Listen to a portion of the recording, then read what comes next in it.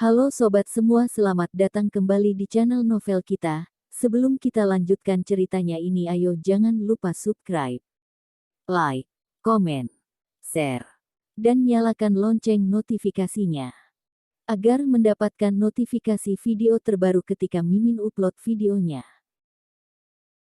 Dr. Stranger Thomas Kin, bab 461, menyembuhkan pasien. Pemimpin redaksi Chu dengan ekspresi gelap datang ke People's Hospital, lalu mencari Dr. Lin. Sebelumnya dia masih menyalahkan Dr. Lin karena ada berita yang menuliskan bahwa Dr. Lin hampir saja melakukan sebuah kesalahan dalam menyelamatkan nyawa seseorang di People's Hospital. Jika dipikir-pikir lagi, dirinya ini benar-benar sangat bodoh. Pemimpin redaksi Chu sangat ingin menamparkan dirinya sendiri. Begitu tiba di People's Hospital, dia mendapatkan informasi bahwa Vivin sedang beristirahat pada hari ini dan pemimpin redaksi Chu pun bergegas menghubungi seseorang untuk mencari bantuan. Untung saja dia memiliki jaringan pertemanan yang luas hingga dekan rumah sakit menghubungi Vivin untuk meminta dia melakukan operasi kembali. Vivin yang sedang menonton televisi pun tertegun begitu melihat notifikasi panggilan pada ponsel dia. Beberapa detik kemudian, dia pun mematikan ponselnya. Ernie Tang bertanya, "Ada apa putriku?" "Pihak rumah sakit meminta aku kembali untuk melakukan operasi karena penyakit pasien tadi yang baru saja muncul di berita itu kambuh kembali."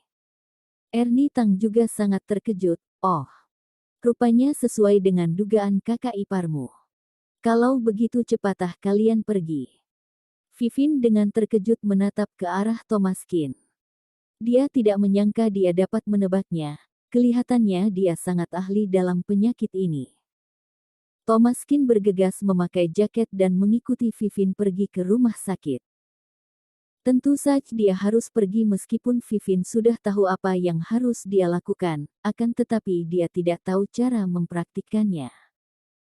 Mereka berdua datang ke rumah sakit dan sejak tadi pemimpin redaksi Chu sudah berdiri di depan pintu utama untuk menyambut mereka. Pada saat ini, banyak reporter yang menghampiri mereka dan mengarahkan kameranya ke arah Vivin. Pemimpin redaksi Chu bergegas berlari pelan dan menjabat tangan Vivin untuk meminta maaf. "Dr. Lin, aku adalah pemimpin redaksi dari CCB News. Maaf untuk kesalahanku yang kemarin." Vivin melambaikan tangannya, "Tidak apa-apa, menyelamatkan pasien terlebih dahulu saja." "Baik, baik, baik." Vivin bergegas masuk ke dalam rumah sakit dengan langkah yang cepat. Dia mengenakan jas putih lalu bergegas masuk ke dalam ruangan operasi. Pemimpin redaksi Chu mengikutinya dari belakang dan menunjukkan ekspresi kagum. Ini barulah dokter yang sebenarnya. Dia bahkan tidak marah karena sudah difitnah, melainkan langsung datang ke rumah sakit begitu mengetahui bahwa ada pasien yang sedang kritis. "Besok aku harus membalas jasanya dengan benar-benar." Vivin mengganti pakaian dan masuk ke dalam ruangan operasi dan Thomas Kin juga ikut masuk ke dalam. Pada kali ini, pemimpin redaksi Chu dan yang lain ditahan di luar dan mereka tidak lagi memaksa ingin masuk, melainkan menunggu di luar dengan sabar. Begitu tiba di depan bangsal, Vivin mengerutkan keningnya begitu melihat sendok yang ada di dalam mulutnya. "Apa yang harus kita lakukan? Ini tidak akan melukai lidah pasien, bukan?" Thomas Kin melihat sekilas dan berkata, "Tidak apa-apa, tolong siapkan pinset." Thomas Kin mengulangi trik yang sama. Setelah 2 jarum perak dimasukkan ke sudut mulutnya, pasien membuka mulutnya. Thomas Kin menekan titik akupuntur di leher pasien dengan satu tangan untuk mencegahnya menelan barang tersebut dan kemudian mengeluarkan semua pecahan dengan pinset. Memang ada beberapa bekas luka di mulutnya, tapi arteri tidak terpotong, jadi tidak akan mengambil nyawa dia. Thomas Kin menusuk gusi pasien dengan jarum dan itu pertama kalinya Vivin melihat teknik akupuntur pada mulut. "Ada titik akupuntur di mulut juga." Thomas Kin mengangguk, "Ada." Pengobatan tradisional ini sangatlah luas dan mendalam. Rupanya bukan hanya sebuah omong besar saja mengenai teknik yang diturunkan secara turun-temurun oleh nenek moyang. Setelah beberapa saat, tingkat kejang pasien langsung menurun dan Vivin juga sangat terkejut dengan teknik akupuntur ini. Kakak sepupu, mengapa kamu tidak membuka klinik gigi bila kamu sudah sehebat ini? Thomaskin tampaknya sangat memahami aspek oral dan ada saat ini klinik gigi dapat menghasilkan uang lebih banyak daripada klinik biasa. Dr. Stranger Thomaskin, bab 462 dokter hebat. Thomaskin tersenyum, aku ini multitalenta. Vivin memutar matanya. Hanya memujimu satu kalimat saja kamu sudah bisa beromong besar, hingga bisa-bisanya kamu yang hanya bisa teknik langka saja sudah mengatakan dirimu sebagai multitalenta. Dia menggunakan kata-kata langka karena teknik ini tidak dikenal banyak orang dan hanya penyakit langka seperti inilah dapat menggunakan teknik ini. Jika pada penyakit lain sepertinya tidak akan semudah ini. Akan tetapi kemampuan dasar Thomaskin akan akupuntur memang sangat bagus. Rupanya dulu dia sudah terlalu meremehkan dia, mungkin saja bisnis klinik dia juga tidak buruk. Kakak sepupu, apakah kamu bersedia bila aku mengenalkan kamu kepada seorang tabib dan berguru pada dia? Aku mengenal seseorang, guru dia sepertinya adalah Master Chinese Medicine, Noel Kong. Beliau itu sangat hebat, mungkin dia dapat mengajari kamu.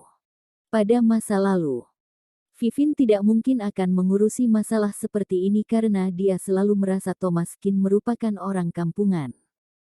Serta bukan suatu hal yang baik bila dia dikenalkan kepada seorang tabib dan berselisih dengannya. Akan tetapi sekarang kelihatannya Thomaskin memiliki kemampuan dasar seorang tabib dan bila diajari oleh orang hebat, mungkin saja dia akan menjadi orang yang sukses di masa depan. Thomaskin tertawa. Menjadi murid Noel Kong. Lupakan saja. Noel Kong itu saja menjadi tabib di klinik Thomaskin dan menunggu menjadi murid Thomaskin. Lalu bagaimana mungkin dia menjadi muridnya? Hehe. Vivin melototi dia, pemuda ini sudah menjadi begitu sombong hanya setelah menyembuhkan seorang pasien. Dalam waktu singkat, keadaan pasien pun semakin membaik. Thomaskin menulis resep dan memberikannya kepada Vivin lalu meminta dia untuk memberikannya kepada sanak keluarga pasien. Pada kali ini Thomaskin membuka resep obat barat, karena pada dasarnya Vivin bukan seorang tabib, jika dia membuka resep obat buatan China, bukankah akan terasa aneh? Komposisi obat barat dan obat China itu tidak terlalu beda. Yang membedakan hanyalah dosisnya saja sehingga sebenarnya tidak ada yang terlalu beda dari khasiatnya. Vivin mengerutkan keningnya, jelas-jelas kamu yang menyembuhkan pasien ini, mengapa kamu memberikannya kepadaku? Vivin tidak ingin mengambil keuntungan dari ini. Jika seperti itu, bukannya dia sama seperti ketua pimpinan Zong? Thomaskin tertawa dan berkata, kamu sendiri yang mengatakan bahwa aku ini hanyalah orang yang bisa menyembuhkan penyakit ini saja. Jika aku terkenal, bagaimana jika semua orang datang mencariku? Benar juga. Vivin merasa ucapan dia sangat masuk akal. Meskipun Thomaskin berhasil menyembuhkan penyakit ini, akan tetapi ini hanya sebuah kebetulan di mana dia juga ahli dalam hal ini. Bila informasi ini tersebar, pasti pasien-pasien dengan berbagai macam penyakit akan mencari dia dan kemampuan medis dia akan terbocorkan. Jadi Vivin pun mau tidak mau harus menjadi tameng dia. Mereka berdua berjalan keluar dari ruangan dan pemimpin redaksi Chu pun bergegas menghampiri dia dengan ekspresi berharap.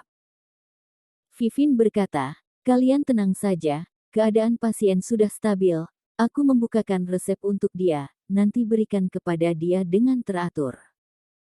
Tinggal selama beberapa hari di rumah sakti untuk memastikan keadaan dia, jika baik-baik saja, dia sudah dapat pulang.